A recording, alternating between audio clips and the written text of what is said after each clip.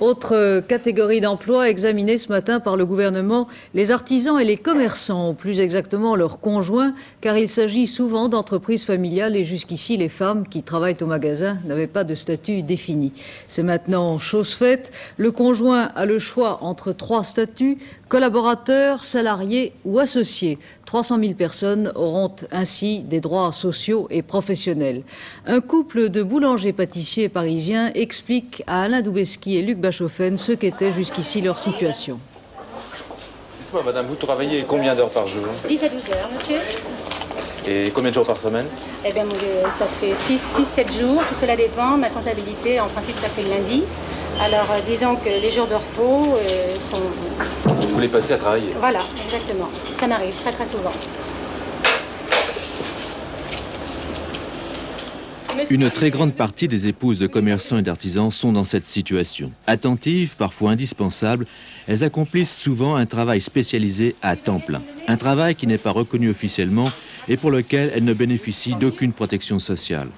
Alors, quand les affaires marchent bien, quand la santé est bonne, pas de problème. Mais lorsqu'une de ces femmes d'artisans ou de commerçants se mêle d'être une femme comme les autres, alors les épreuves commencent. J'ai eu mon fils, la veille, j'étais encore derrière ma caisse, et 8 jours après, mon Dieu, j'étais de nouveau au travail. Que maintenant, c'est totalement différent, hein. Point de vue social, autre. Et alors, quel autre inconvénient? Nous avons absolument le droit à aucune gratification sociale, aucune garantie. Alors, il est évident que si nous étions salariés de notre mari, peut-être que là, nous aurions des avantages. Quand vous êtes malade, qu'est-ce qui se passe? Mon Dieu, on se soigne, hein. On se soigne, on va au travail.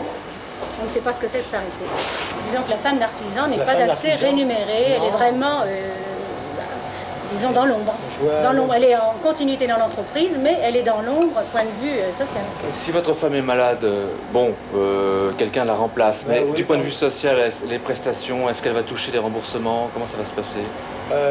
Elle touche des prestations si on se fait une assurance, personnelle, mais la plupart des artisans, on ne peut pas se mettre avec une complémentaire parce que ça fait trop de charges et on ne peut pas. Et la retraite, comment ça se passe alors? Alors là, la retraite des commerçants, elle est vraiment minime, hein. Le salarié, les lois sociaux sont nettement mieux que l'artisan parce que ils ont des retraites vraiment complémentaires, tout ça. Être salarié de son mari, c'est ce que souhaite cette femme, elle le disait tout à l'heure. Si le projet de loi est adopté au Parlement, ce choix sera possible. Elle pourra alors bénéficier de la protection du régime général du salarié.